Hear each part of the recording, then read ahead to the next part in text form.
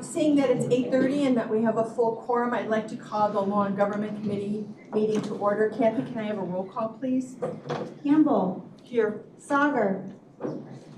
Here. Kunkel. Here. Sullivan. Here. Van Hoff. Present. Shorten. Here. Altoff. Here. And can I have a motion to allow Mr. Sauger, Ms. Campbell, seconded by Mr. Shorten? All those in favor say aye. Aye. All those opposed? Welcome, Mr. Sauger, you're official. Thank you. Assuming everyone's looked at the minutes, can I have a motion to approve the minutes as presented? Mr. Kunkel, seconded by Mr. Shorten. All those in favor say aye. Aye. Anyone opposed? Aye. Oh, that was, you're for it, right? A little bit of timing, a little bit of lag there. The minutes are approved. Did anyone sign in for, Carrie, before you sit, is anyone signed in to public comment? No? Excellent. No one signed in for public comment? Any member? Last call. Any member comments this morning? Seeing none, there is no new business. Legislative update. Good morning. Good morning, ma'am. I'm Lisa Schuler, Director of Public Affairs, and please give you this morning's legislative report. So, first up to bat, veto session has been announced. It will be taking place from October 14th to October 16th, and then again from October 28th to October 30th. We have heard some whisperings, at least in the Capitol Facts, about a summer session, but again, no formal dates have been announced. Keeping my eye on it and seeing if any summer session actually does happen. If it did happen, it would be to discuss the transit fiscal cliff issues. So without further ado, all that is transit. We didn't get a bill, right? But and there were many different amendments to bills in both the Senate and the House. The bottom line that came out of it is that Senator Villabalum had a bill, and it's House Bill 3438, Senate Amendments 1, 3, 4, 5, that he got through the Senate, but they fell short in the House, right?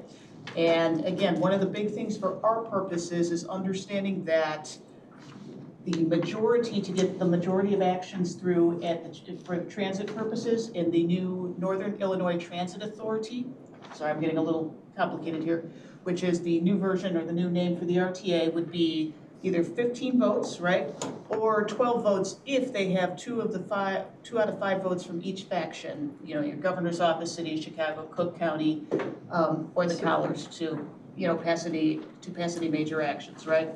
So again, that's not exactly what we were looking for to achieve balance, but again, the measures didn't make it through. One of the big issues that we had is that one of the amendments that thankfully didn't make it through, Amendment 2, had taken away our RTA sales tax. And as you know, Chairman Bueller did write a letter opposing that to our legislators. And again, that one didn't make it through, but we are still looking to see exactly how these transit amendments, and how they shake out in the end. Because again, there seems to be a lot of dissatisfaction. There was a controversy in the House about how the transit bills came through, and ultimately they never made it to vote. So does anybody want to talk a little bit more thoroughly about transit? Because again, you're talking hundreds of pages. I'm keeping it very high level on purpose, just because there were a lot of different tax pieces that went into it for financing, and I've got it all listed out here in the different amendments in the actual written report. Do you want me to dig into any pieces a little bit more specifically? I'm fine. Brian, do you have anything that you want to add from the RTA perspective?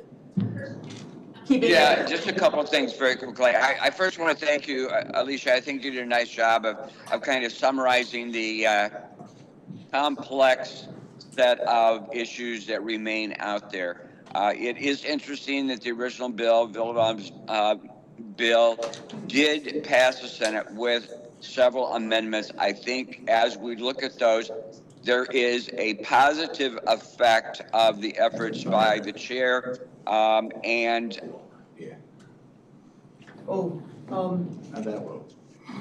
larger sorry, region. Member Sauger, And I think as a result, there is positive activity which is occurring. The underlying action, of course, which is really up in the air right now, is the funding. And I think that's going to be up in the air for quite some time yet. And I think we just have to accept that fact that the discussion is going to continue thoroughly, and it will continue at some point during the summer, whenever that session might be determined. But yeah, it is a complex set of issues, but it is, I think, moving forward with baby steps in a positive direction. Thank you. Does anyone else have any questions on any of the items on the legislative report? Anything you need to add in closing, Alicia? Well, I did want to always, bring to your attention the financial pieces that come from the state, LGDF and PPRT. LGDF levels did stay, consistent at the same percentage level as last year. However, I do want to note that the state did divert additional PPRT funding from local governments. It went from $370 million worth of diversion to $389 million. So again, just wanted to make sure that we're keeping our eyes on that. And of course, we're keeping our eyes on, different legislations that's going through at the federal level. Again, we understand that, there is reconciliation still going on, and we're keeping an eye on that and making sure that we're keeping an eye on our federal budget that's going forward and how that might impact county finances. Since we're talking about, we're going to have a presentation from the Defender, could you incorporate it to talk about the Defender bill? Sure. Sure. And again, this bill did not change from the last time we talked about it. But what it does is it's not even in effect right now. I want to get that clear too. What the bill will do when it becomes effective is first they will create a state public defender commission that is appointed by the legislature, the governor, and different political persons and stakeholders in the public defense community that will choose a state public defender who will make a lot of recommendations for metrics, performance indicators, standards, and also hopefully, if they can come up with the money, ways to support local public defenders' offices. Again, that's the first step to come out about in 2026, not right now. If they can come up with the money, then they're going to push additional pieces through starting in January of 2027. Now, the big deal for us is that this commission is going to be largely responsible for selecting local public defenders. Now, there was an amendment that went through since the last time, like we discussed, that had a nominating committee half comprised of the chief judge and the public defenders, or the state public defenders appointees.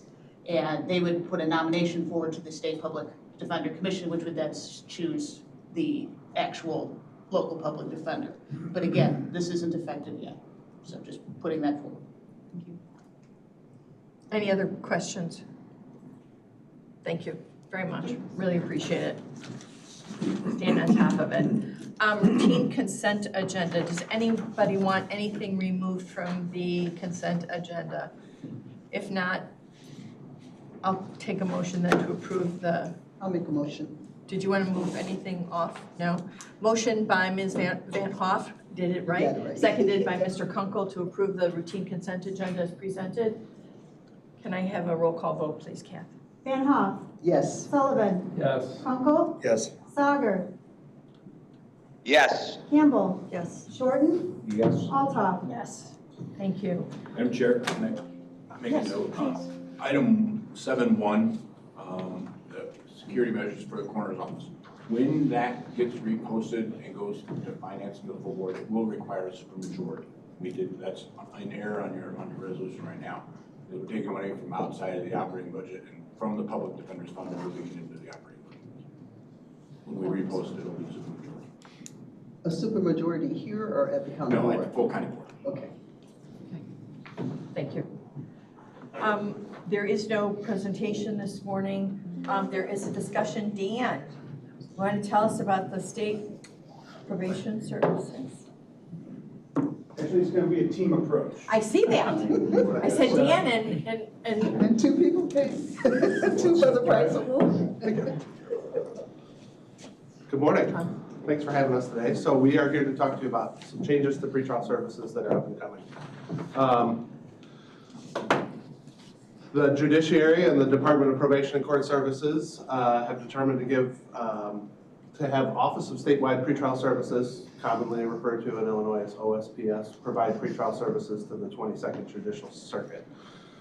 OSPS was born out of the Safety Act, which is the no cash bail, also known as. The process to have OSPS take over pretrial services will start in July with the new state fiscal year. It takes about 6 months of OSPS posting positions, going through the hiring process, and simultaneously working with us and the other departments that are stakeholders within the court system to just work out all the process and the flow of things. OSPS also in that 6-month time period will collaborate with county admin to find potentially a space within the county's property to rent from the county as space for OSPS. If there isn't one available, they'll find one outside of the county's property. I know there's some office space across the street on Russell over there that is being developed right now. So real quick here too, this was not a quick decision. Seth and I have been talking about this literally for months. And then that conversation grew into conversations with the chief judge, which then grew into conversations with the circuit judges. We had several meetings to debate this topic as to whether or not this was a good idea or not. You can see in the graphic that OSPS has 81 counties right now and counting. We didn't enter into this lightly. This was a process that we went through, and you'll see why we think it's the right direction to go here in just a minute. We think we're going to have more blue counties. Oh yes, there will be. Eventually, you'll see in everything blue except for maybe Cook. Yeah, I just have a question. So is this the same as subcontracting the services out to? No, not at all. Okay. It's You're going to explain? Yep. Okay. So as I sort of alluded to, it is a 6-month process. It's phased. The OSPS has a 24/7 what they call operations center, I believe. They are, for the 81 counties they serve, and I guess we'll maybe be 82, OSPS prepares the criminal history reports. That's a compilation of all the criminal history of any defendant who is going in front of the court on a new arrest. And they prepare those, what's called an initial appearance court IAC report to the court. It also includes OSPS meeting with the defendant to gather some information from them, and then compiling that with the criminal history. So they'll start to do that first. They're doing that in 81 counties already, so that part will be relatively easy. Then they will start to take over new pretrial release cases, so newly arrested defendants who are put on pretrial release pending disposition of their case. And then roughly the last phase will be OSPS. It should be OSPS, not taking over all of our existing pretrial release cases. Right now we have in the neighborhood of 425 people on pretrial release. We'll prioritize the people that are on equipment with us first, so GPS, house arrest bracelet, that kind of thing. And then OSPS will take over the folks that are just on release with general conditions. Exact timeframes are kind of loose depending on the collaboration with the county admin as far as space, but also with all the other departments so that OSPS can know how to take up those different pieces of the process. So who's going to be impacted at probation? Believe it or not, nobody. We're able to do this without any of my current staff losing their job at all. I have a couple vacancies that I'm holding on to. We will continue to receive salary reimbursements from OSPS until they take over the very last case of pretrial services from us. So we'll have those pretrial officers in place until then. But then when OSPS takes over, I have landing places for my staff. Over time, though, we will reduce our total headcount through attrition. Right now, we have 3 pretrial officers and a pretrial supervisor. When this all comes to pass and through some attrition, we'll be less for 4 people in our office, 1 supervisor, 3 staff. Why is it happening? Pretrial services are by statute mandated in every county. But when OSPS came into being through the Pretrial Fairness Act, they began to provide service around the state of Illinois to those 81 counties. In July, also within the Pretrial Fairness Act, in July of 2025, OSPS becomes its own agency. Up to now and today included, OSPS is part of the Administrative Office of Illinois Courts. But in July, they break out from being part of AOIC. I believe they're still under the Supreme Court, but they're a separate agency. What that means for us, though, is instead of just the one annual plan that I have to submit to AOIC, Administrative Office of Illinois Courts, 2 annual plans, which is usually a 2-month process to complete all the information that they want us to report on. 2 separate sets of hiring, training, funding, and reimbursement standards to comply with. And 2 budgets and financial reporting requirements one would be to AOIC, one would be to OSPS. And we are having to do that this year because the state fiscal year starts in July, but it'll be last year that we have to do too. Additionally, OSPS has different records segregation and retention requirements, so we have to separate out all the files that we have on people that we have on pretrial from probation. That can be especially challenging when you have somebody that's on pretrial and probation, because that can happen. And I want to take the last one, because it's just so nutty. So this pretrial data collection initiative, too, that's been launched through OSPS and the Supreme Court. We are required to collect 1,308 data elements on each person that we serve in pretrial. Don't know why, and I don't know what it's going to be used for. I just know that those data elements are out there, which requires us to make some pretty significant changes to the case management system to collect all of that data, and then package that data up and send it to the Supreme Court. Mr. Short. What kind of data elements?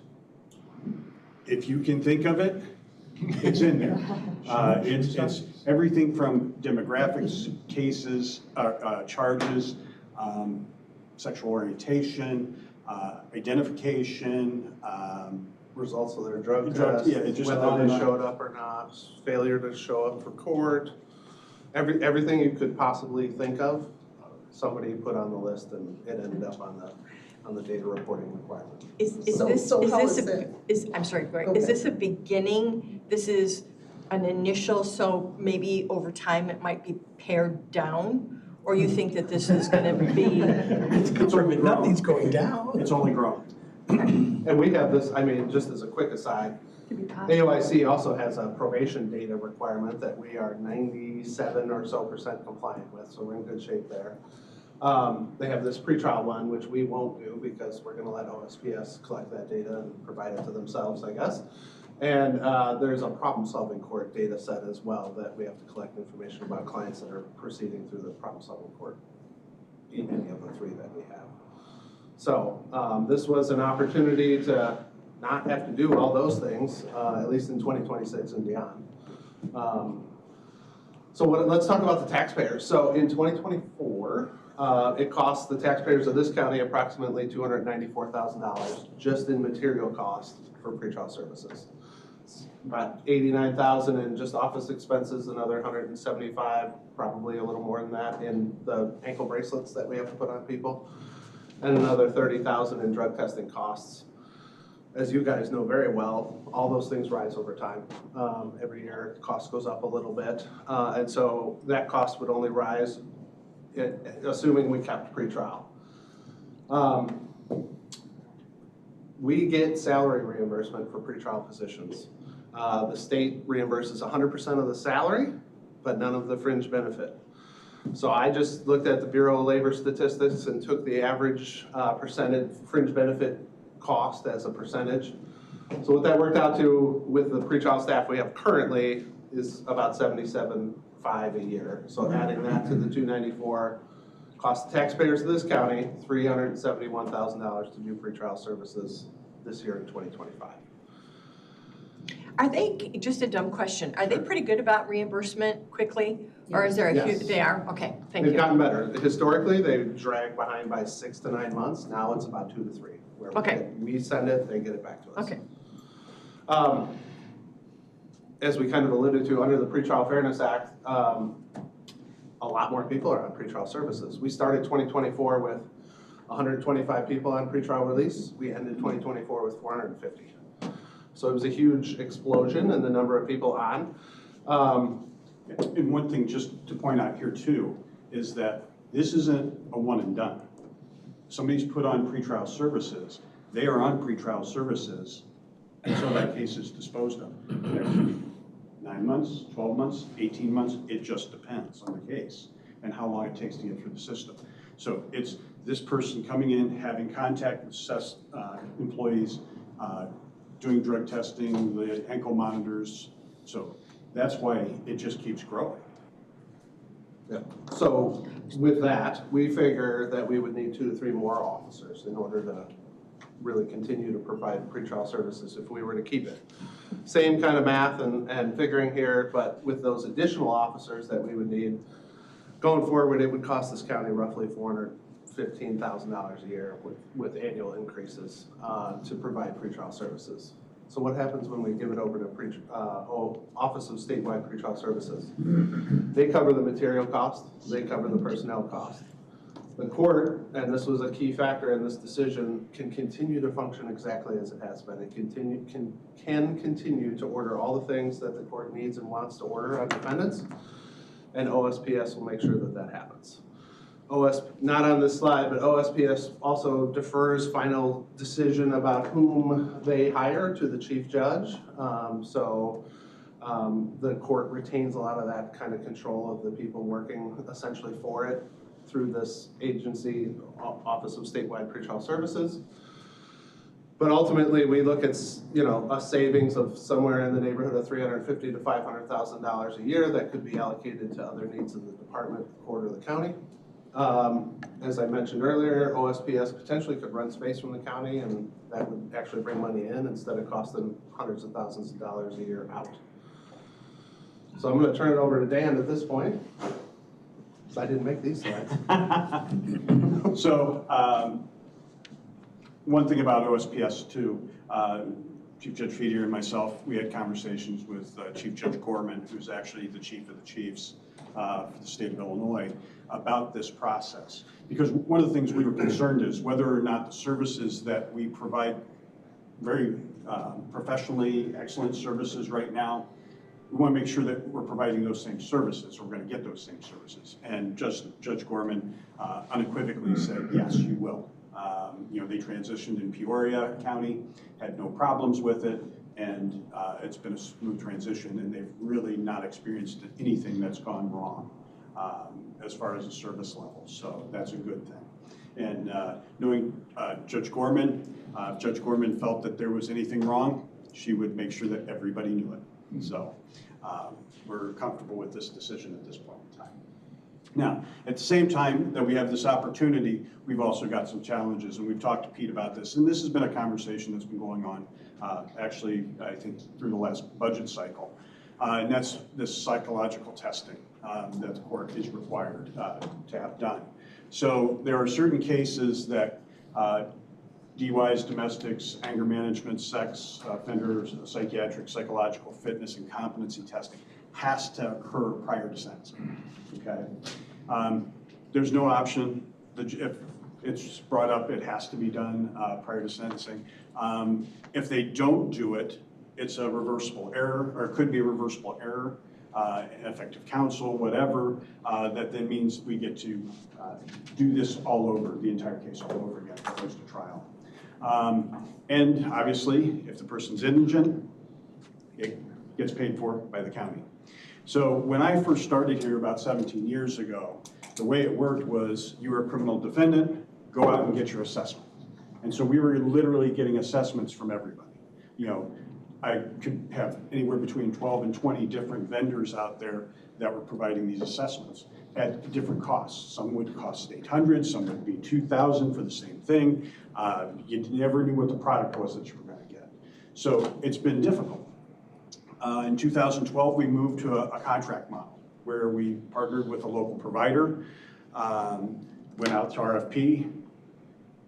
The contract was awarded, and we had, I'll say, marginal success, okay? The billing was horrible, they never fully complied with the terms of the contract. We went out to RFP multiple times, unfortunately, to find a provider that can do all of these things. It's very limited. And there just aren't many vendors out there that can do all of these types of assessments. So we wound up doing an RFP 2 years ago. It was awarded to another provider, Neuroclinic in McHenry. We were hoping that things would be better, and they just haven't been. It's difficult. This is a difficult process. You're dealing with people who don't necessarily want to get assessments done. So that's number one. Number two, trying to get the assessments done timely, getting them in, the numbers, all of that. So it's been trying, and we're not giving the judges, in my humble opinion, the product that they need to make good sentences. So here's what we're looking to do. We'd like to develop our own forensic health center, okay? To do that, we need two clinical psychologists on staff. But we just talked about some funding being redirected. This is going to be a conversation as we start the budget process. So we just want you to make you aware of it at this point in time. We've talked to Pete, we've talked to Carrie a little bit about this to see if this is something that we can do. We've mapped out what the total cost would be. We've talked to Dr. Sang down in Kane County about the potential to even just move and use their diagnostic center.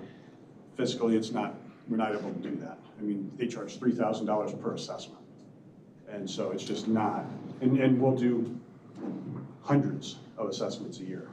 And sometimes you'll have somebody who might need 3 different assessments. They need a psychological, then they need a fitness. So that certainly comes up from time to time.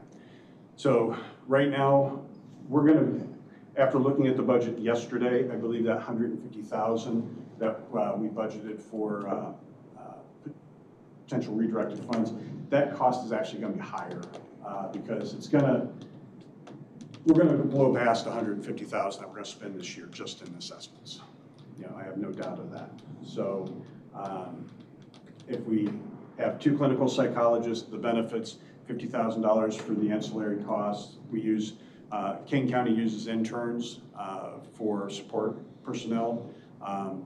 From Dr. Sang, all of these numbers are right in the ballpark. The 110 salary is about what they pay down in Kane.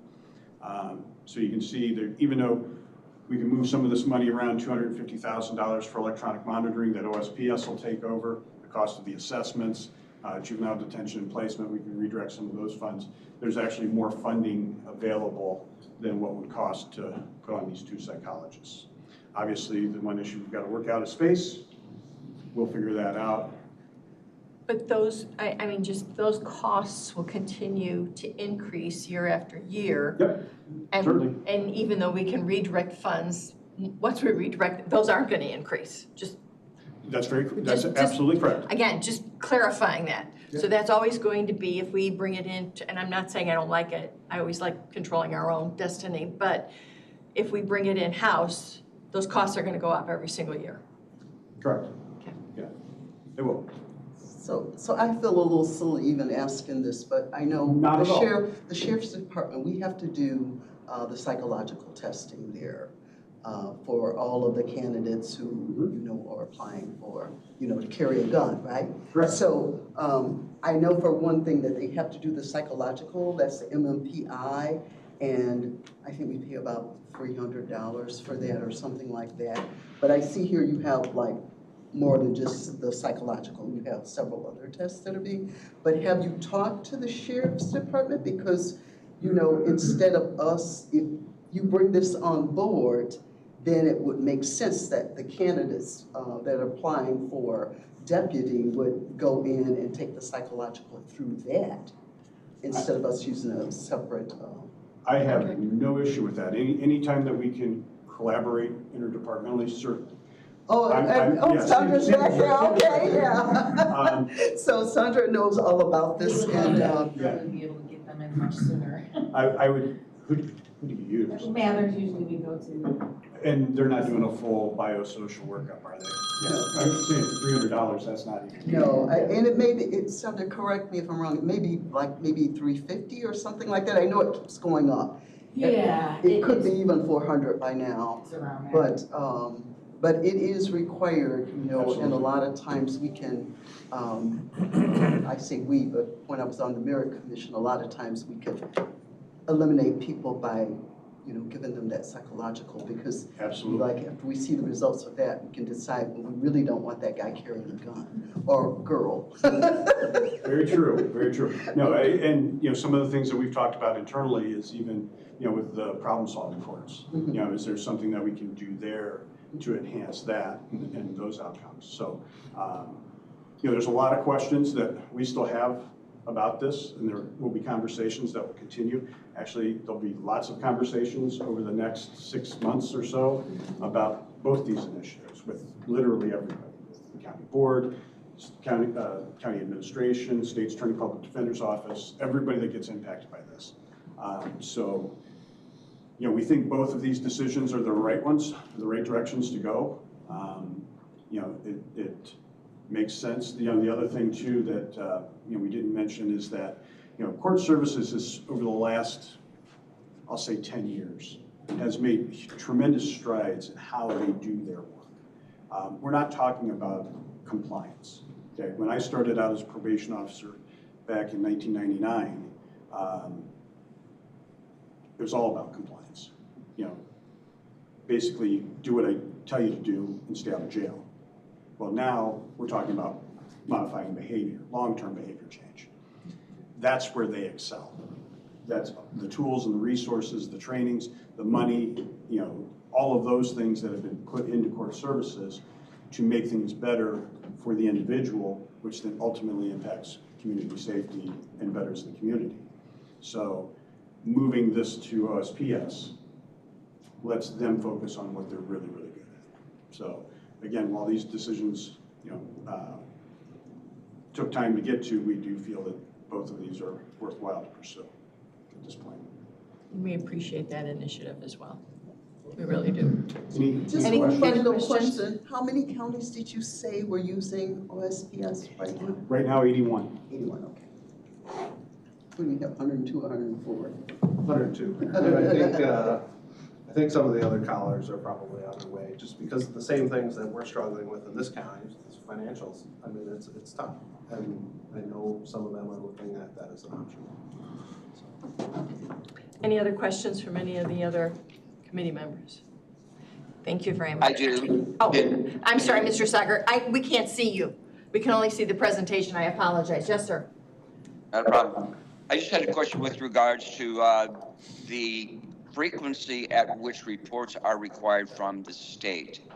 We talked about the depth and the breadth of the information that is required, but when did you start talking about the reviews by the psychologists, et cetera, those tests? How frequently on any given individual do we have to make these reports or have these analyses taken?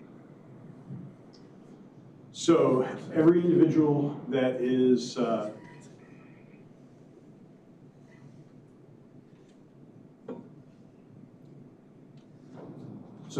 every person who is sentenced for a DUI has to have one. So that's 1,300 right there, thereabouts. We would need. You know, sex offenders, you have to have all the evaluations done prior to sentencing. I don't have that breakdown, but I mean, between all But the time frame is before sentencing. it has to be done before sentencing. It has to be. And that's, I think, what Dr. Sager was asking was time frame, right? Oh, I'm sorry, if that was it, I misunderstood. No, we can't hear you. Can't hear me. Brian, are you on mute? We can't hear you. Sorry. Yeah, it is a time frame question, but it's also a question about, okay, do we do it pre-trial and then we have to go back and we have to do something post-trial? How often do we have to do this for any given individual? Yeah, the vast majority of them are on the pretrial side of things. The vast majority. There may be, and I'll say a few. where they've got to do something post-sentence. But the DUIs all have to be done, the sex offenses all have to be done. The PAPE evaluations for domestic violence, those all have to be done. So every individual that we have contact with for sex, DUI, and the domestic violence would all be done pre-trial. Now, the psychologicals, those can be raised at any point during the, I'll say the pre-trial phase. You know, certain, the competency, if there's if somebody's pleading, you know, not guilty by reason of insanity, all of those have to be evaluated so that the judge can make a determination prior to starting a trial. So we're talking thousands of people per year. So can there be multiple evaluations that are done on one individual? Oh, sure. Based upon judges' demands or needs or interests? Certainly. You could have somebody who's got an alcohol, needs an alcohol evaluation as a result of a domestic violence dispute. So they need an anger management and a DUI. And then at the same time, you could also wind up doing a psychological on that individual as well. You know, if the judge feels that it's necessary, or if the defense or the state feels that it's necessary, they can file that motion with the court. Thank They you. might have to do anger management after the fact as well. Absolutely. You know, So well, MMPI you would not, you know, Yeah. personnel is not gonna change. So- the intimate partner abuse is a 26-week-long program that if they do the evaluation, that could be part of the sentence. And so, you know, there's time elements with all of these. Yeah, I just have one final question. I- Wait just a minute. Brian, go ahead and finish, and then Ms. Van Hoff. Mr. Tucker. Thank you. I just wanted to commend you all. I think that these are complex issues, but I truly believe that you're heading down the right path. I know that this has taken a lot of time, effort, and energy, and a lot of significant review of the what ifs and the hows. And so I just appreciate so much your professionalism in planning a course of action that I think will certainly, in some respects, be an ongoing cost, and it's going to have some increasing costs. But I think that this is the reality, and I think it's a very professional plan that you have before. So thank you very much. Thank you, sir. Ms. Van Hoff. Yes, and I agree with that. When the Safety Act was passed, we added attorneys, and I think we also added, We had 7 positions. yeah. I remember we added those. So now with this coming on, will some of those attorneys be eliminated? No. No. Actually, as part of the Safety Act, your office did not grow. We didn't get new positions. We had to reallocate some staff, which has been a challenge. And it'll be nice to reallocate them back to the probation side. But we did not add any headcount. You're saying we added 7? Yeah, off the top of my head, I think we had. I know we added some because I remember it came 2 up. prosecutors, a FOIA officer in the sheriff's office. 2 investigators. Yeah. And that was far less than most of your other Collier counties, you know, on a caseload basis. They were very reserved in what they added. This OSPS thing is really about the pretrial services, and that is, we prepare and provide those reports to the court, and then when the court releases somebody to be supervised pending trial, that's our piece as well. So some of those duties that those new hires took on won't necessarily be eliminated? Those new hires, yes, that's a separate function. Okay, Yes, all right, thank you. of course. Any other questions? Thank you very, very much. Thank you very much. And I Appreciate have been remiss. I do want to note that we do have our Chief Justice Feedier in the audience, and he's come to all of our committee meetings, and thank you very much. We really do appreciate your interest. Yeah. And now we start on our budget review. And this will be the beginning of the process, and we've had a great deal of conversation, and I compliment both finance and administration for the efforts that they have made to start the process earlier and to have us much better informed. But I'm going to hold us accountable, at least at this committee. I don't want to have budget presentations without a conversation and some direction. And if you're not prepared, my comment is I understand, but this is where we have those conversations, and we don't just send the presented budget to staff and then ultimately to us with no recommendations of where to go or what to look at. We had 1/3 of our board vote to reduce expenditures. So for the levy. So, excuse me, levy. I'm gonna do it now. Carrie's gonna yell at me. Carrie's gonna yell at me. I know what I mean. Point being, though, is if we're gonna do that, here's where those conversations start. We have to send recommendations, suggestions. Doesn't mean that they're in stone, doesn't mean that that's, but we have to start to delve in now, looking at budgets and giving direction. So that we're not at, at the committee of the whole meeting or at a special meeting talking about budget and we all sit there and say, we didn't know. Right. This is where we know. Exactly. So I'm gonna turn it over to Peter and Carrie. I asked them to kind of give us a little bit of background. Just a little bit of context before we get Mark up here. And the Public Defender's Office is a very simple budget to start with because it's just personnel. Mandated. Mandated. But, Pam was kind enough to come over and sit with Carrie and I on Friday, and we kind of talked about how do we want these budget discussions to go. And it's an exciting time, for Carrie and I. We have every confidence in the organization and the county board. We'll get there. But just for context, some of the numbers that we're going to get tossed around. When Carrie presented the budget the other day, if we took all of the allowable growth and all of the CPI, we're about $1 million short. $1 million in June, it's probably within striking distance. But if we kept the budget flat or the levy flat, remember we reduced the levy by about 15% last year. If we kept it flat, we're about $3.7 million short.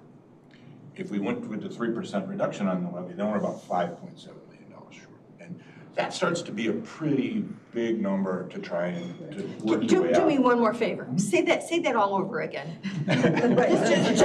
just for major impact. Well, we reduced the levy last year. I know, we did, 15%. significantly. So we're starting from a smaller number, right? And inflation isn't as significant this past year, so we can only put on 2.9% on there, plus the new growth. So if we took all that we could, we're projecting we're about $1 million short right now. And I'm not saying that to be spooky. I mean, that $1 million is real, but we could probably work our way through $1 million. But if we keep the levy flat, and don't take the allowable new growth and don't take any allowable CPI. And last year we took about a little over half of our allowable CPI. Then we're at $3.7 million short. And then if we do with a 3% reduction, we're about $5.7 million. And those are the kinds of numbers of 3.7 or 5.7 million. You can't get at it just by cutting. The 3.7 million is $3,700,000 positions. And how much of the property tax is the county's levy? How much are we? Of the overall taxing entities in the county? 6.5%. 6.5%, which is substantially lower than it's been in a while. Historically, it's been about 9 or 10. Yeah. Thank you. So we're doing a great job. I think so too. But when you get to numbers like 3.7 million short or 5.7 million, it's not just about cutting. You gotta really look at service deliveries, what you're doing. So as I said to context, as we're starting to look at budgets now and moving in the next few months, think about things that you're hearing that maybe you don't want to do or you want to do in a different way if we're going to try to get that aspirational number. So, but then obviously we have to look at levy space and where the money is. And the money is, or the strongest levies are in the transportation area. So we have to look at what services we're providing out there, because we're going to need more money in FICA, we're going to need more money in IMRF and VAC. So we've got a pretty tight window of where there's any. We're going to be able to make any difference. Anyway, I don't want to steal Mark's thunder. He's done a great job on his budget. Carrie, you got any other thoughts you want for? Well, I just wanted to.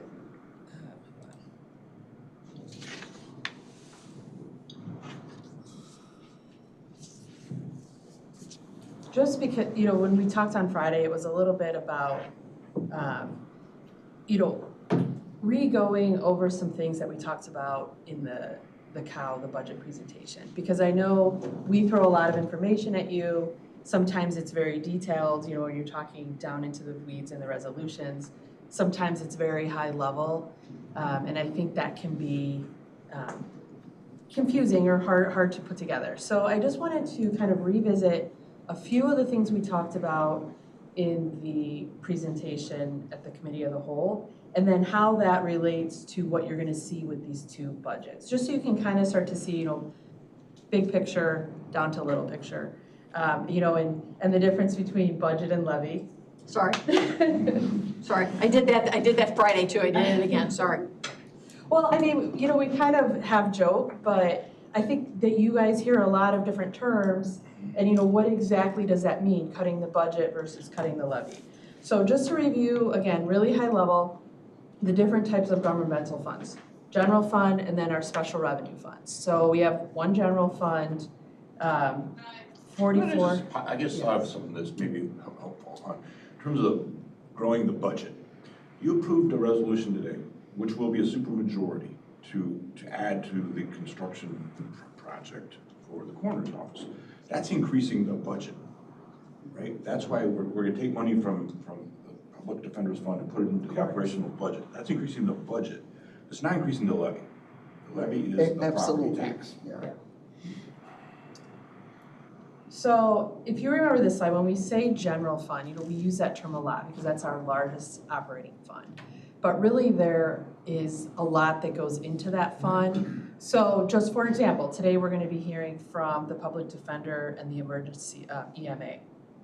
So those are two where their primary operating comes from the general fund. So when we start talking about the revenue to the general fund, the property tax levy is part of some of that revenue, you know, it directly funds these programs. Now, the public defender has a very small special revenue fund that you probably saw in your packet, which that comes from court fees, but it can only be used to fund automation for the public defender's office. So with all the video and stuff coming up, they've been using that. So again, back to what we talked about at the cow, they're siloed and they're separate, but you know, if the public defender didn't have the automation fund to fund some of the needs he might need to view video, then that would have to come from the general fund. So it's just thinking about how they all work together. But the vast majority of discussion will be the main operation of these two departments that falls in the general. Good. And then I'm sorry, I didn't have Kathy to make these nice for me. Is that a well-deserved break? She was speeding. I know, so I just had to.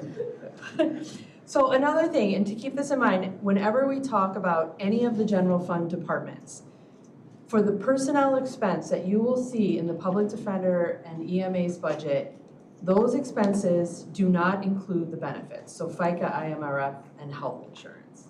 So again, it's kind of how they're related but separate, so any decision in the general fund about personnel also impacts FICA and IMRF fund, but it's not direct, like you're not gonna see it in the presentations today. So the FICA and IMRF are in two separate funds, and both of those funds, their only source of revenue is the property tax levy. And then health insurance, you know, in finance, we present the non-departmental budget. So the non-departmental budget is where we see the transfer from the general fund to the benefit fund to cover health insurance, which is about 13 million. Good, that causes a lot of confusion, I think. Can you say that again? For the benefit fund? So the cost to the general fund for its employees' health insurance is an operating transfer from the general fund to the benefit fund. And that happens in the non-departmental. There's lots of funds that transfer into that benefit. Correct. The special revenue General fund being funds, the largest. all the fringe stays within, siloed in that special revenue fund, but the general fund is slightly different. And so when we present non-departmental, that's the last one we present because it's the biggest. There is about a $13 or so million transfer from the general fund to the benefit fund to cover the payments to our IPVC, the benefit provider. So again, just keep in mind, when you look at revenue and expense for these general fund departments, that's not the full cost. And as Seth added in his presentation, about 31% or so, depending, yeah. Okay, and then again, this is just kind of revisiting what we talked about at the committee of the whole. So here we're talking about total budget. Total revenue and expense have to balance, but how does that break down by these different fund types? So the two we're gonna be talking about today fall within here, outside of the little automation fund falls into here. And then this is just general fund. So again, I think last year it was about 107 million. And so 40 million of that comes from the property taxes, but also keeping in mind that there's other sources of revenue for the general fund. As you can see, like in public defender today, there's some state reimbursement for the public defender salary. EMA gets grants, but the remainder has to be made up from somewhere else in the pie. Does that make sense? And then the property tax levy, again, same slide from the cow, but just to kind of highlight that the 65 million for the total levy, which is 65 million of the $270 million budget, how that breaks down into the different levies and the funds that those support. So again, here's FICA and IMRF. So as we talk about general fund positions, it directly impacts these two. Everybody following so far? Okay. Budget versus levy. Okay, this one, I'm sorry, I just added this one yesterday. I didn't show Pete yet. So what I did on this is I kind of switched up the graph that we had that showed the county's total extension. So remember, the one that we presented at the cow had the different levies, so it had the different colors in here. But what I did here was so the yellow is what the county actually took for the extension. The number at the top, the bigger number, is what the county could have taken if we took the full CPI, full new growth, using the look back, and then the blue is the difference. So if you add up the total of the blue, it's 65 million, which over the past 10 years, and that's using the proposed number with the full growth. I think that's more than our extension, the total extension this year. So I think that's, really shows the effort of reducing. Basically, blue is left on the table. Correct. And it's cumulative because, using the look back, so if we would have kept it at 81, it would be up here. So the difference would be based on the 81, not the 73. So again, it's one of the reasons that you'll hear other taxing bodies say that they have to take full levy all the time, because if they don't take it, they lose it. Right. Right? That's what they're referencing. Yeah. And the school districts often do. I do, all taxing bodies. I'm not trying to pick on I'm not gonna get schools yelled at because twice. Once these was are schools. So Brian has a question. Is that it? Yeah. Okay. That's Thank you for 10 minutes. Thank you. Just wanted to put it in perspective. Yeah, thank you for the recap. That was really cool. Thank you. And thank you for these. You may see it again. I'm sure I will. Good morning, everybody. Brian has a question before you. Oh, Brian, I'm sorry. You had a question, sir?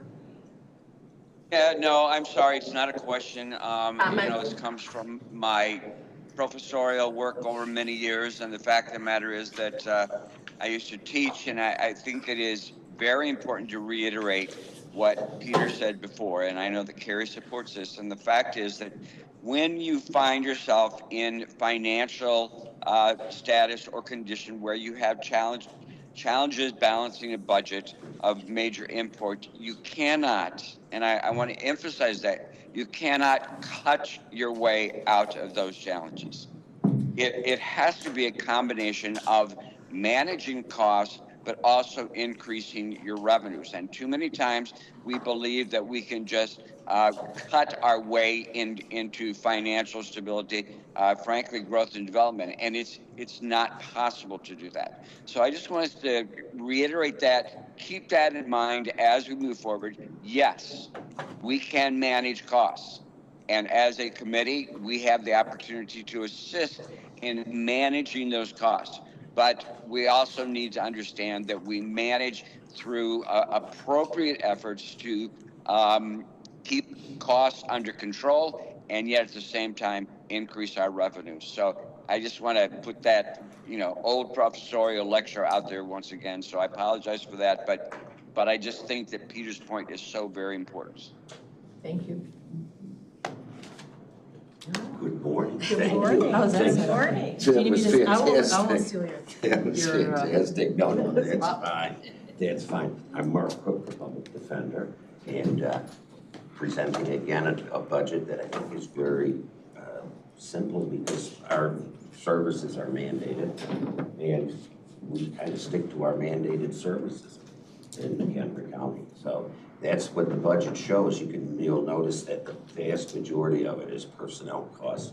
I think the contractuals are around $10,000 to run the office. But I think of the things this year that are different, and there really isn't much difference at all from last year. How much of the services do we contract out? From me, none. Not from our department, no. Like I say, I've always kept I've always followed what we're mandated to do. And if you stay within that, I find that's the best way to run the office. Anybody have any specific questions? This is relatively easy. I'm sorry, go ahead, Mr. Sager. Yeah, I do, and this gets back to what I was just saying a while ago. I want us to look at managing our costs. So my question has to do specifically with the proposed change in classification of the assistant public defender to the senior assistant public defender. I would like, because these are going to be increasing costs.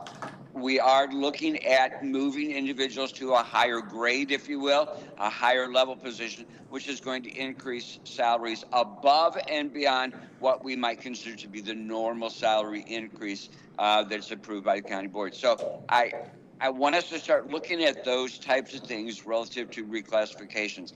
Can you justify this particular reclassification, what it means, why it's being made? And that also goes back to the same thing that it's, when we say salary, we're talking about benefits as well.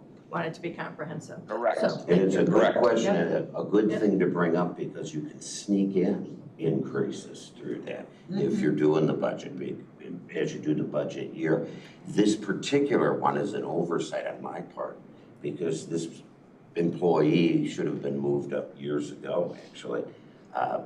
It would be no increase in the salary. I think that should be indicated on the sheet. No increase in benefits. It's simply to put the person in the proper grade level. So you're, I don't know how the exact Moving from a phrase. 13 to a 15. Right, 13 to a 15. But what I'm telling you is the person has been doing the job, is currently being paid an adequate amount in a 15 level because they've worked here since 2017, I think. So it's got no budget effect in this case. But I understood what the question was, I think. yeah, you did. The question I have though is, okay, let's assume that this individual is at a retirement position. So they're going to retire, in a year. The replacement's now going to be at a higher grade level, at a higher salary level. Correct or incorrect? Yeah, They would come in at a 15. Yes. So they would start, ideally, they start at the minimum of that grade level, which is currently less than what this particular person is being paid, if you're following. Right, new hires, if they're at an entry level for that particular grade, but they're also, because you have a grade range, there's the opportunity to hire at a higher level in that. But I just want us to be cognizant of these things, so that's the reason I'm raising the points. Thank you. And it's a good point. Mr. Shorten? Is the person that's having the position change or the title change? Classification, yeah. Classification, thank you. Are they currently at the top of the 13 pay grade level? I'd say they're in the middle. In the middle, okay. And where would they move? Probably up a little over the middle now that I think, but I don't have the charts in front of me. And moving them into the 15, where are they, the lower level? Yeah, they did the lower level. I think it's first quartile. It's a big word. That was a big word. I was very impressed by that. Yeah. I like to use it instead. It impresses people. Any other questions? Closing remarks? I think it's pretty simple. Oh, thank you for looking at it, for giving me your time, and keep our costs down. Thank you. And I think our discussion is again, we have to develop a consensus to send this forward as presented. And the conversation I would like to have, is there anyone here that wants to look at, the only place that we'd be able to look at any kind of management of funds is in personnel. Is there any comment, direction, would we want to look at that, or are we pretty solid that as presented is where we want to stay? We love the fact that Mark's doing a whole lot with a little. Yeah. Business for sure. So can I have a motion then to send the budget as presented forward? Ms. Van Hoff, seconded by Mr. Kunkel. All those in favor say yes. Yes. Yes. Yes. Anyone opposed? Thank you. Thank you very much. Thank you. Really Thanks appreciate it. again. Thank you. It's one of those things that I think it's important for us at this particular level to give more direction as to where we want budget discussions to go. So hopefully we'll have in-depth conversations with regard to this and all of our committees. The next budget that we're going to hear from is from Emergency Management. David and Brooke. Good morning. Good morning. Thank you.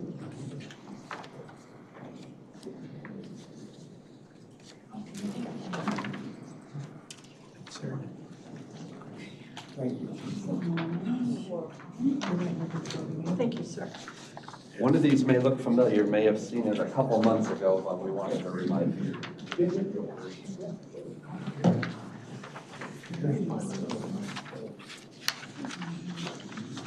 Well, this one was loaded before, now when I try to load it again, it's not loading.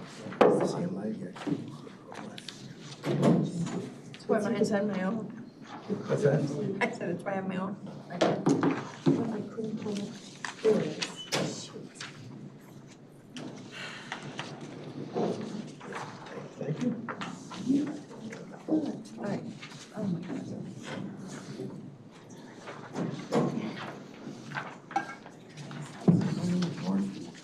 Thank you.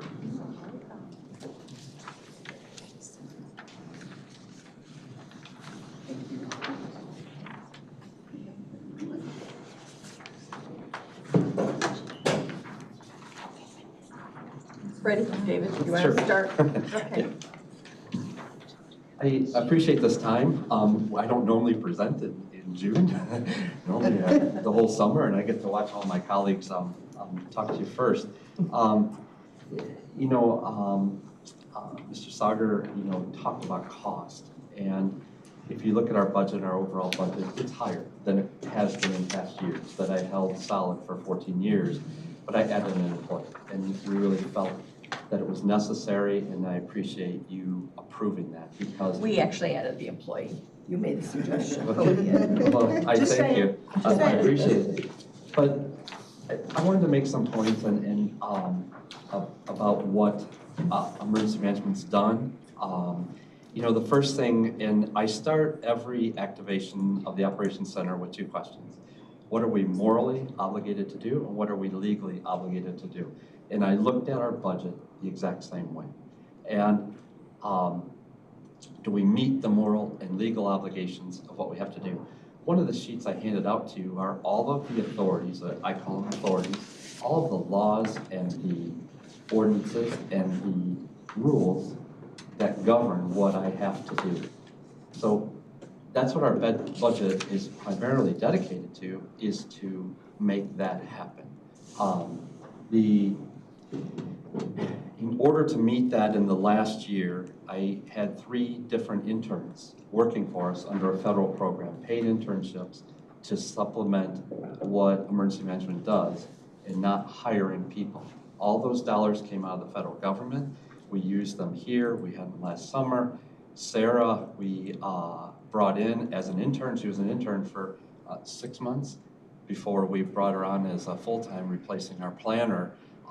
But the county got an awful lot for that 6 months without spending our dollars. We maintain nearly 50 volunteers. They're training, they're exercising, their deployments. And when we use federal numbers, the hours that they committed to us was worth about $167,000 to the county in their dedicated and volunteer efforts. Just last night, we did it again. There was a fatal accident in Marengo, and our volunteers and one of my staff went out there to help support the sheriff's office in the investigation. We provide some ancillary services. I provided you a graph. There's a graph in there. And you know, the metrics I do every year, we put them in a table and you may blink at them as you review the 27 departments and what have you. But what I wanted to show you is what we've done with the metrics, right? In the last year, and this is before we hired the new person, and there's a projection. It says 2025 trending.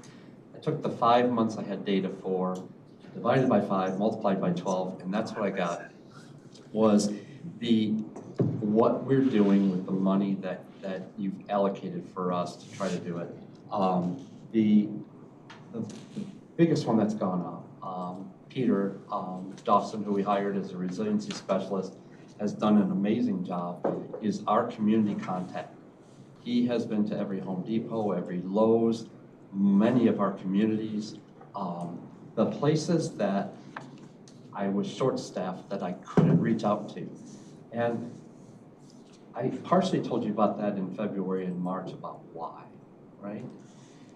Brooke looked up and found that, I forgot the total number, but we are spending $1 billion as a nation every 2.5 weeks for disasters that are declared. Pete's job and our job in supporting him and doing his job is to make this county more resistant. So when the wind blows, the river rises, the impact is lower on us. I can't put that on the budget sheet. I can't put on cost. I just know that the more we mitigate, the more we make the county resilient, not just at the county level, but in our communities and in our retailers and our manufacturers, the better position we're in. So we know we have to spend a little money in his salary and supporting him and the rest of staff. But we can't afford a major disaster here in McHenry County without being more resilient to that disaster. So that's part of, you know, what I look at when I'm doing the budget and I think of, can we cut, can we do whatever? That part of me cannot let go so that we're more resilient.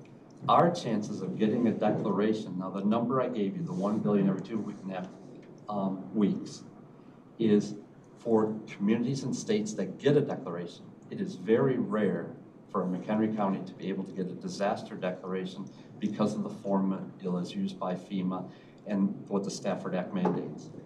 So the chances of us actually getting federal dollars to recover from a disaster are very low. Have we ever? Yes. When was that? The 2013 flood, we got PA, public assistance of government only. 2017, we used to, before they changed the formula, we used to quite often get it for snow emergencies. And the formula was the most snowfall in that time frame ever. So that was the formula. So I remember a few years ago, Joe's people were out, it was at 70 or it was over 70 days in a row they were plowing roads, and that was overtime. We got a lot of that back as a snow emergency. The feds had never, usually it's a 24-hour period or 48-hour period, and for us it was a 2.5-month period. So we have gotten in the past. Those dollars are gone. The chance of getting them are nil to none. And there's some political things that even make a few more challenges, but the declaration process and how it's done just makes it tough. So we have to be tougher, we have to be more resilient that we don't spend the dollars.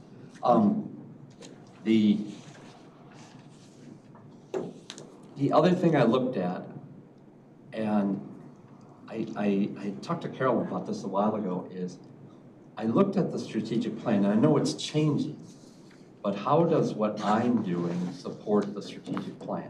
So that's what I look at my budget for. So one of the things that you all said was shared services. Every contact we make with a community, there is no McHenry County community with its own EMA. There is no agency in McHenry County, aside from ours, dealing with emergency management. A few of our communities have a plan, but they're not doing it. We're doing it. We're trying to work closer and stronger with them, that we can support them better, that we don't have a training session to start the disaster before they start losing dollars or what have you. So that part of your strategic plan, I fully support. With increased staff, I'm able to support it even better. And those are the points I wanted to make. And the rest of it, you've all had a chance to review the dollars. You see I increased my FTEs, or you increased my FTEs for me. So if there are any questions, I'm ready. Or Brooke is, I'll be quiet. And again, I delve deep here, because I'm just gonna, many of you were not here then, but when we did have the COVID crisis, there was a huge amount of questions from board members at that time about our preparedness, about our readiness. And David and Brooke, I know that we have talked about that individually as well as, kind of a group setting about what efforts you've made since that time to anticipate and be prepared as much as you possibly can be under any other type of circumstance, and then communicating that with our constituents, because that was part of the issue as well, is that we knew what was going on, but a lot of individuals didn't know. So important, it's one of those things, it's like 911, I was always told, they're the guys that are sitting there looking like they're doing nothing, but when they're needed, they're on point, right? They're there. Same kind of thing. So, is there anything that you need to have clarified? Is there anything that jumps up? Oh, Brian? Yes, Mr. Sager. Yeah, first off, thank you. I'm very pleased with the resiliency officer. I think that was a great decision and a great move. I'm wondering what you believe is the benefit or the activity that's been done connecting with other local units of government, particularly municipalities. Where do we stay? Have we gotten through them all? Have we, are there some outstanding ones that we haven't been able to connect with? What's the status on that? That's the first question, then I have a second and I'll let it go. So on that first question, that Pete is just starting on the communities, right? We have a very, very strong relation with public safety. So there isn't a public safety agency in the county that we haven't worked with over the years that I've been here. So police and fire. Where we've been weak is dealing with, dealing's the wrong word, collaborating and working with the communities. Pete is just starting to make those inroads. I believe he's met with Harvard and Richmond, and it's slipping me the other communities. So we're just starting, and we're actually, with that, our goal is those that are more isolated or farther out. Crystal Lake is very robust in what they can do. Hebron and Harvard may be more limited due to the number of personnel they have, but they have the same risk. So he's doing from basically northwest or north and moving south and trying to cover the west. So Marengo and Utica will be, not Utica, Union will be, the next on this list. So we're slowly moving that way. He's only been here, month and a half. Yeah. And And over 45 different places since he's been here. I mean, virtually every day he's out and he's physically presenting himself to people and trying to make that connection. And I'm going to talk about why we concentrate on retail. There's two reasons why. Every time I've responded outside the state to rebuild for a disaster, my goal was to get the commercial, basically the food stores and the do-it-yourself stores, get them up and running. And my thought process always was that if people can feed themselves and if they can fix their home, the rest of it will work out, right? So that was it. So that's why we approached retail first. And I think Pete's taken them aback a bit. You know, there's some questions I loaded with them. What can we do for you, right? One of the things that I found in responding outside the state and into tornadoes within the state is the home improvement centers and the food centers can't get their product in to actually give it to people. They'll figure out a way to work without electricity. They'll figure out a way to work without a lot of things, but without product, they can't do it. So that's what we're talking to them. And this will evolve with the communities, is how do we give them a route in? I was part of legislation that took years to do that allowed for overweights in a disaster in order to get the trucks in because maybe the main roads were shut down. It's only 15%, but it gives us a little bit more. So anyways, that's what we're working with right now. And I know it's a long answer to your question, but that's why we concentrate on retailers and manufacturers. How do we get them up and running and working first? And you know, what are they looking for? And then working with the communities about how they can help facilitate that and get people back to normalcy. Does that answer your question, Mr. Sager? Yeah, it does, and I appreciate it very, very much that there is a plan, and I can absolutely appreciate the fact that we're working with those communities which perhaps don't have the staffing that are necessary, and that we're communicating initially with them. So I have a great deal of respect for that. Here's my underlying kind of concern, and we're talking about our resiliency capacity. How do we prepare ourselves to address major disaster that might occur? And I am aware, you all are aware, we're aware that there is a lot of turnover in terms of political leadership that exists within municipal entities. And I would suggest that if you go to even some mayors today and you say to them or ask them, what is your plan if all of a sudden there is a huge disaster in your community? How do you address that? I'm not sure, I'm not convinced that your council members, your leadership can really come up with a good answer to that particular question. There was a time when there had to be emergency management planning, and you were required to go through that training, and you had to be certified in that. Does that still exist? One, and how can we get to people so that if the constituency is asking them, what do you do in a major disaster? I think that right now their response is, we're going to rely upon the county. We're just going to rely. So we don't have anything else, but they're going to do it. The theys are going to do it. And that kind of bothers me just a little bit. I wonder where we are in that effort on a long-term basis. So I put it out there. I don't want to be pointing fingers, but at the same time, I do believe that that is a challenge for us in our leadership today. I'm only so fast on a computer, so I can't keep up with the elected officials changing, but this county has a resource that many of my colleagues don't have, and that's Shaylin Daigle. Shaylin has blazed a lot of paths, a lot of, where maybe my colleagues have walls in the way of doing that, she's built bridges to those communities. What's the meeting Pete's going to? Is that the McCog? The city managers meeting? You're right. Yeah. Yeah.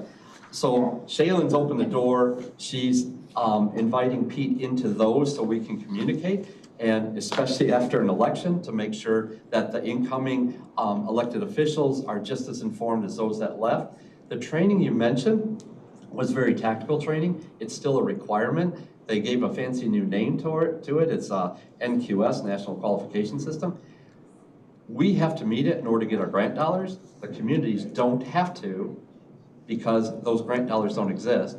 So the impetus before was for a police department to do the training, otherwise you couldn't get Homeland Security or state Homeland Security grant funds. And since the money's not there, the impetus is lost. The training is still required. It's just whether they're doing it or not. We do. Brooke and I and our staff, we stay up to date. One of the metrics there was training, and maybe we took that one off because it's just astronomical. But we are doing that.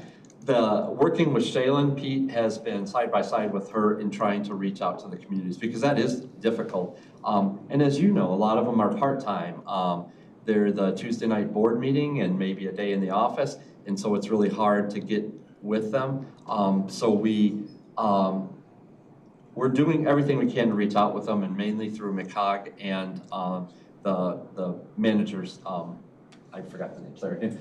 There's a couple different groups, and I've met with Peter Dawson to discuss all those different groups, and he's been meeting with them as well, so.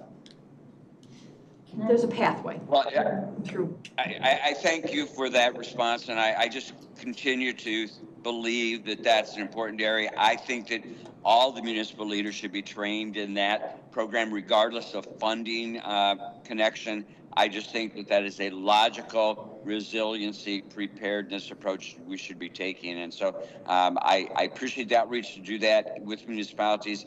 Anything I can do along that line, Shaylin, thank you. Anything McCog can do along that line, I think we need to try to be robust in our efforts to get people trained and prepared. Thank you. I think the point of shared services, Brooke. And then can I also ask afterwards, can you also talk about some of the work that you've done with our school districts too, with regard to the increase in security within the schools? And I won't say specifically what, but can you talk a little bit about that? Brooke, I'm sorry. Yeah, well, so the term that you used is training. And I just want to clarify, the emergency operation plan for the county has to be redone and finalized by March of next year. So in order to do that accurately, you have to look at what are the threats, the hazards, what are your current capabilities, where are those gaps?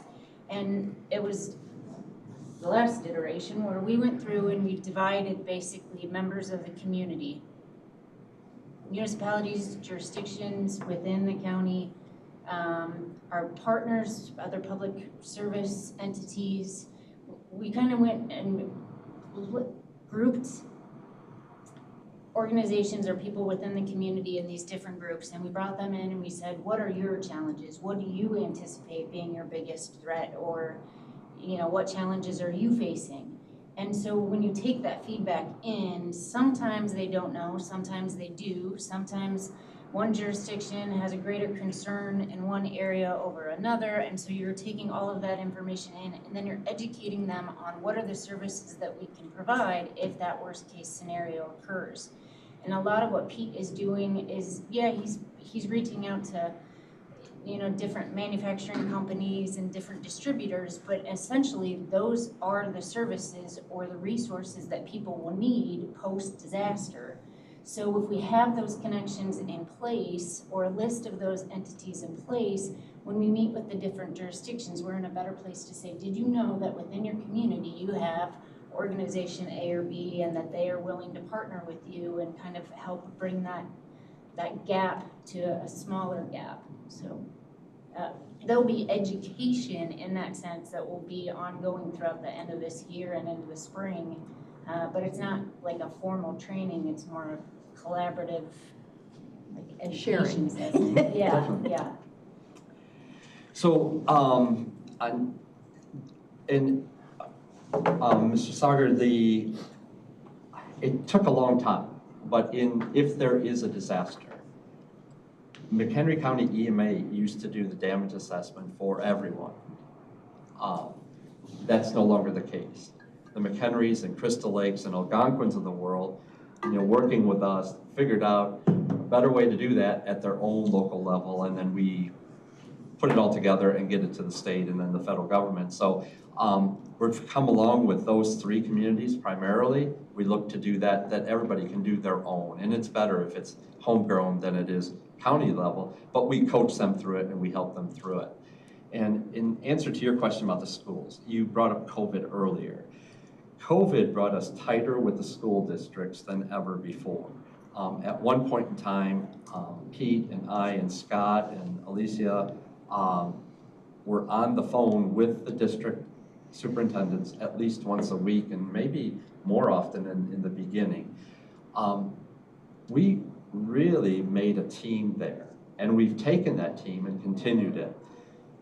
Although it's required in the administrative rule for schools, for K through 12, that they have to have police, they have to have fire as part of a certain drill process.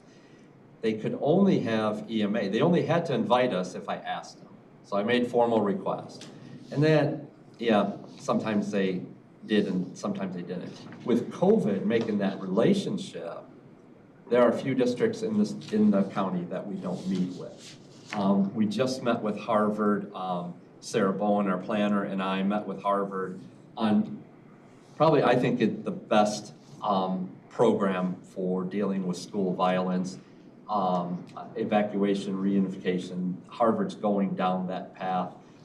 Several other districts are too. But where before we might have read about it in the newspaper, now we're there at the ground floor. And that's almost every school district in the county now, where before it was a handful of them.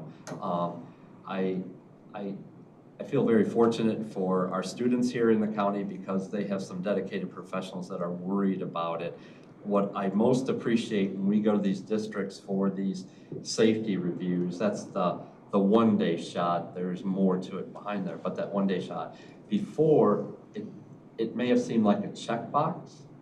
All right, we had it. Now it's a true planning and a collaborative effort. And then we support them throughout the year. But we went from a couple to almost every district in the county. Any other questions? Yeah, Ms. Van Hoff? I had a question before, and actually, I wanted to mention the same thing that Dr. Sager had brought up, and that was about what are the communities doing? Because they really all should have, and you named the three big ones, they really should all have a community trauma and resiliency plan in place. They should, and the schools should have something other than just an active shooter drill. I know they probably do, but remember Uvalde not too long ago? The door was wedged open. It was often done like that. There should be things in the plan where the door is never wedged open. There should be all kinds of things. And the unfortunate thing is that when that shooting happened in Uvalde, and then there was one that had happened closer to San Antonio, someplace like that, there is a group that will come and teach you how to do a community trauma and resiliency plan. They both came after the fact. So I grew up on a farm in the South. That's like closing the gate after the cows get out. Sure. You need to have that plan in place before it happens. I agree. So you guys are doing a great job. You're probably, a lot of people don't know what you're doing though, and they probably would not know what to do if something happened like that, if they had some kind of a trauma like that. Now, in long-term care, we have to have a plan that's this thick that will cover any kind of emergency. And where I was in Lincolnshire, right next to the Des Plaines River, so we had to have something for what happens if it floods over. Sure. Not just that, but and I think every major business should have something like that, and especially a municipality. So the schools are required, I think it's 5 drills now. And they used to say fire or violence or whatever, but now it's about an evacuation, a lockdown, a school, a bus evacuation. So they're mandated certain drills. And again, at some point in time, that was a checkbox, right? Mm-hmm. I see them taking it much more seriously now, especially with some of the things that have happened in our schools. So they're mandated by law. A municipality is mandated if they do not have an EMA or an ESDA, ESDA being the older term. They are only required to have a liaison to the county. That's all that the law requires them to have. Remember, when I started this, I talked about moral and legal. If I was the mayor of a town, I feel I have a moral responsibility to my, residents to do that. But, and I addressed you as Mr. Sagar. I forgot it's Dr. Sagar. I'm sorry about that. But, as you pointed out, there's new people all the time, right? So it's our job, our staff's job of making sure that the new ones coming in are aware, and the ones that have been there for a while, if they didn't know, they do know about that moral responsibility. They don't have to have an EMA. It would help me if every jurisdiction had one, because when we work with them, what we did do last year is we developed an EMA liaisons list. And you want to talk about some interesting replies, aside from no reply. Who's your EMA liaison? My what? My when? So we're working on that. Pete will be working with that group also, the EMA liaisons, to make sure that they know as much as we know about preparing for and recovering from a disaster. Yeah. Well, it should be something that the entity, because what if you go? I mean, we know how you feel about that. So the person who takes your place should be able to come in and look at the plan and embrace it, so that each new person isn't, going back to square one. And that's partly our responsibility in conveying that to whomever would be a replacement, that's our directive as a board. But I agree that, just having Shayla and what you're doing with the municipalities, that just makes all the difference. And I know that McHenry County is a good community. You have a fire and you have, five trucks show up from different communities. So I think we do a lot of good with working together. Mr. Kunkel, then Ms. Campbell. Yeah, I hate to be the bad guy, but I'm trying to pull this back to the budget. So, and I know it's early days, but projecting, where do you look, or how are you tracking for your budget from last year to come in at the end of the year this year? From I think you were 370 something and 377. I think I'm right on target. I'll come under again of what I spend versus what I budgeted to spend. And I know in the past you've tracked any grants or anything. Do you still do that? Do you still write for grants? We try. There's not as many available. I realize there's not much out there right now. One of the notes I had is that this county hired a grant administrator or grant coordinator. There is money out there. We just don't have the personnel to chase that down and that be their only job. Out Western Illinois, they chased down a grant that Walmart Corporation have that's funding an incident management team, right? But they hired somebody to chase that grant with Walmart, and it's a 90-person incident management team that responds all over the nation that Walmart paid for their training and their equipment. So there's money there. It's just really hard given everything. And I understand the value of it, that's for sure. And the budget that we had for you for last year, was there any supplementation of that budget with a grant last year? Yeah, EMPG, Emergency Management Performance Grant. I think we were at 75,000 I brought in last year. The state cut off part of our funding.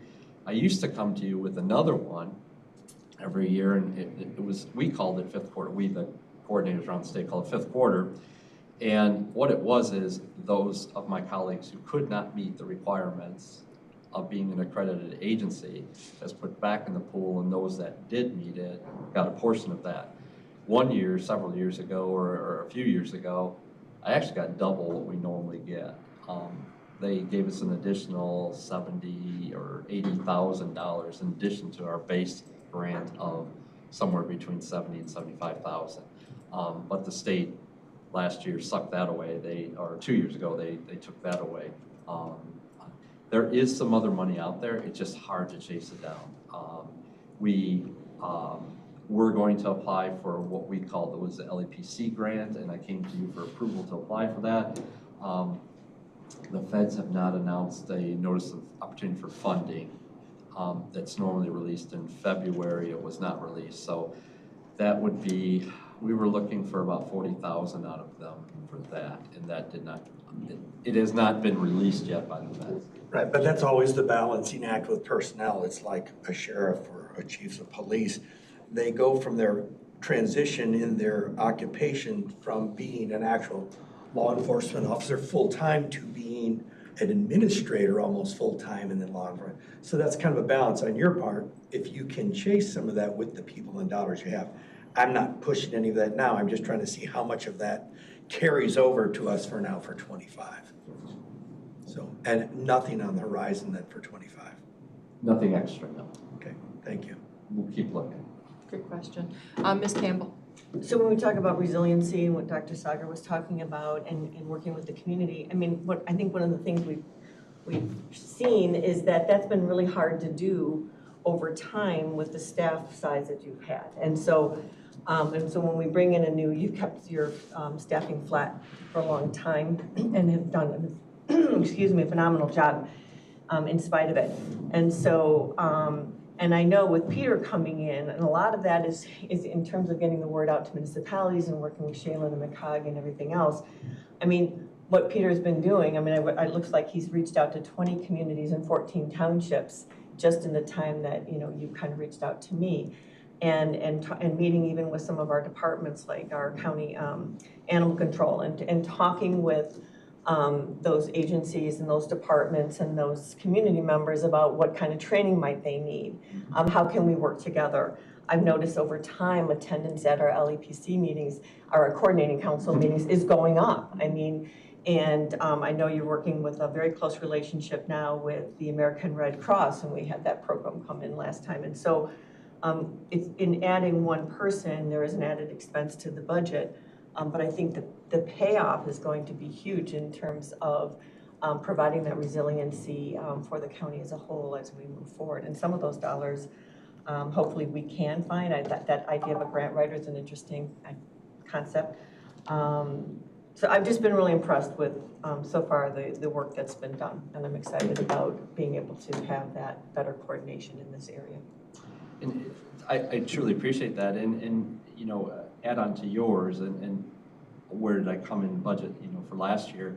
I was without that planner position for how many months, and what I used was not necessarily for planner things, as I used interns to fill that. So I wasn't paying that salary from May through, was it November when we hired?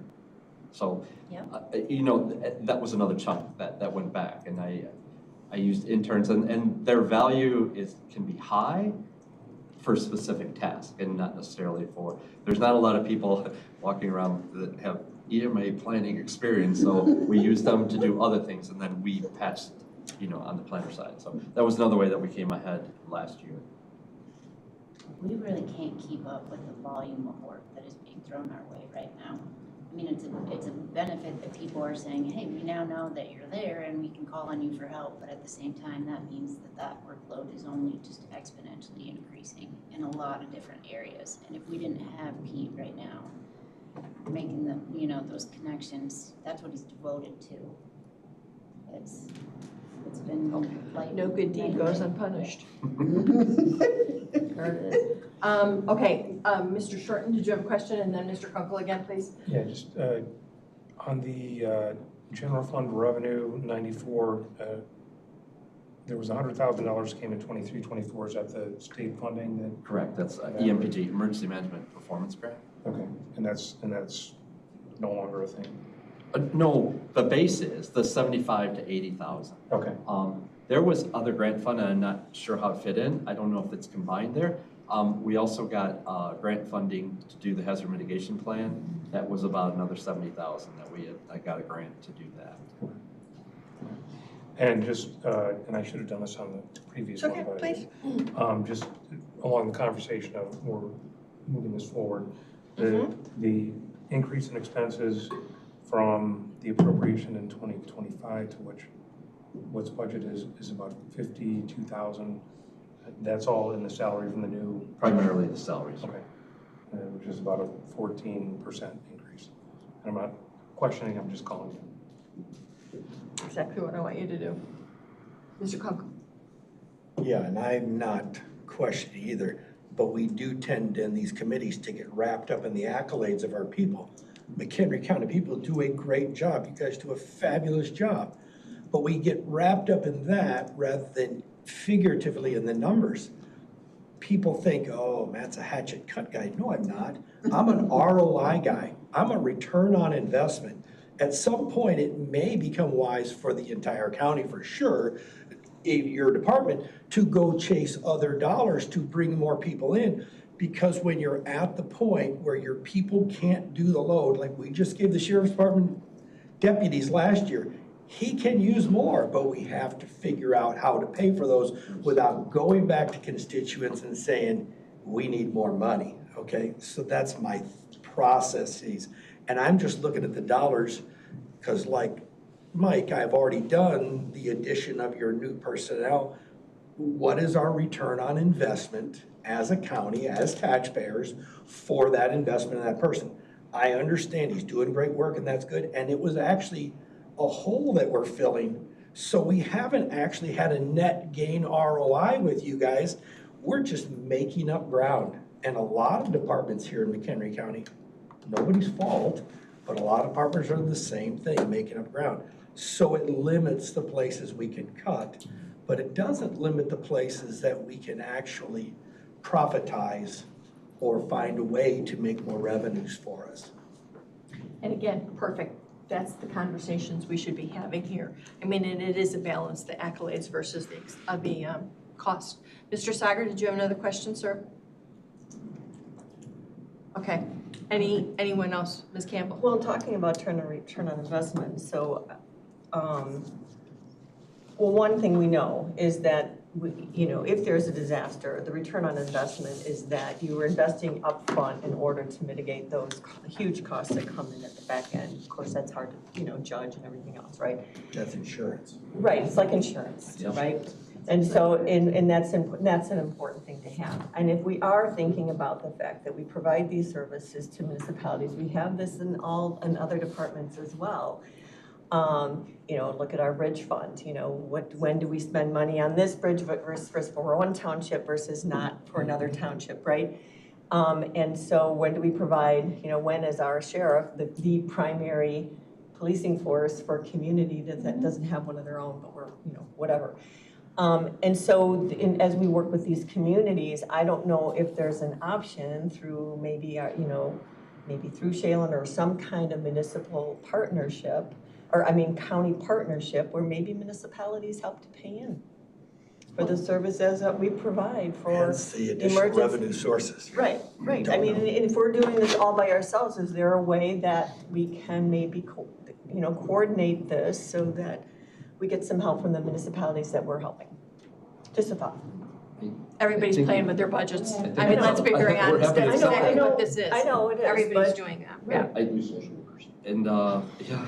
I think it's important when you're talking to the communities, in the communities you each come from, is to communicate that, I'll go either way. We'll help them cover the EMA base, or we'll help them build their own. So it's a minimal impact on the county.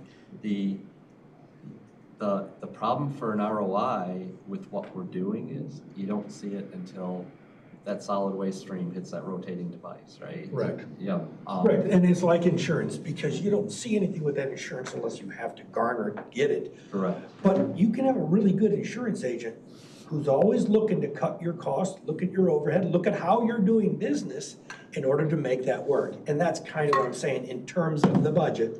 No qualms about the extra people, no qualms about the job you do. But we always have to have that little administrative point where you say, how do we make these dollars go farther? Again, and your guys, you just now barely got the bucket up to water, so we're not necessarily looking at it here, but we have to ask. We always have to ask. Thank you. And that's the point of these conversations. Always have to ask. Any other questions? Does anybody have any recommendations that they immediately can see as they look at this, where they think that there might be some opportunity, except obviously, as stated, is how to go farther and how to maybe locate other revenue streams or opportunities, profitability? I heard that loud and clear a couple times, actually. Anything else? I just want to reiterate what Carolyn said.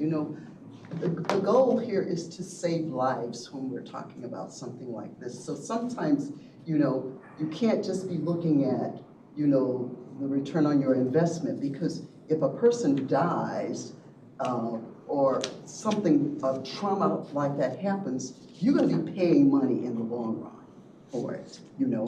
If you have to mitigate, you know, damages to property and to human lives, so in the long run, it's better to, you know, to do what you have to do and go along with what you said, David, two responsibilities, your legal one and your moral one. Those, I mean, you just have to keep that in mind, you know. It's always a balance. It's always a balance. If there are no further questions, I'll take a motion to move the Mr. Kunkel, seconded by Mr. Sullivan, just because you were nodding. All those in favor then to move this budget forward to the full board? Yes. Yes. Yes. Anybody opposed? Yes. Okay, he's done. He's a 3-second delay. All right, thank you very much. We really appreciate that. Thank you so much. There is no old business. Peter, do you have a report? I have no report, but I know that the sheriff has something exciting to tell us about jail. I was sitting. Sheriff, would you like to come up here? know. Jailhouse Rock. And you did. We need a little good news this morning. And I'm here to bring it. Speaking of budget. Big stuff. There's a lot of ouch going on there. I apologize, I'm a little late.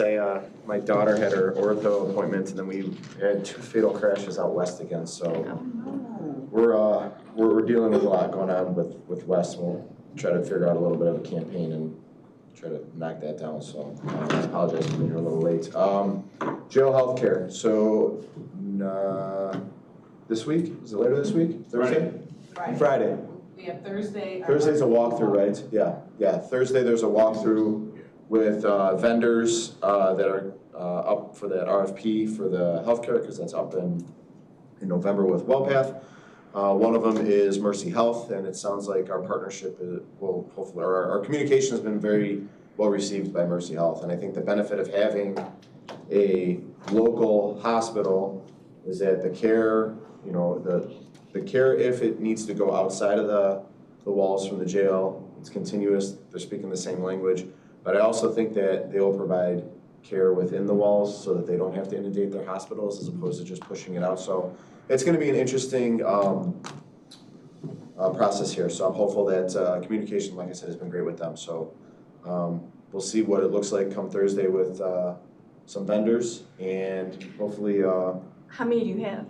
3 are showing up, right? I think it was the last that they had said there were 3 that were gonna be there. 3 have responded, but 7 have answered the questions. We did make it mandatory that they show up, but we don't know for sure who's all gonna show up on Thursday. Yeah. You know for sure the ones who responded, you have no idea what happened to those who didn't, so get it. Excellent, that's really, that's nice that there were 7 at least to begin with. Yes. For sure. And again, can I just, for reminder purposes, what did you anticipate? I think Sandra, you had a number. What did you anticipate if we would have stayed and worked with, what was with WellPath? Yeah, with WellPath. I mean, was it an increase of? Well, there wasn't an increase yet because Well, you the contract anticipated. ends at the end of November, but the basement is $3 million. Okay, that's what I wanted to go for. Thank you. Yeah. Just say, just to give, just numbers. It's a number day. I put that as the placeholder in the budget for right now. Okay, thank you. That's what I was looking for. Well, thank you. That is good news. Yeah. So I'm gonna walk back because I gotta be Pete and Steps here on this challenge that we got. Anybody have any questions or comments? Yeah, that don't count. Every person that goes for a walk, they have to pick up Pete's phone and go for a walk. I see how that is. That's cool. I guess everybody else sweating. Thank you. So there is no further business. Can I have a motion to adjourn? Ms. Van Hoff, seconded by Mr. Short. All those in favor say aye. Aye. Thank you.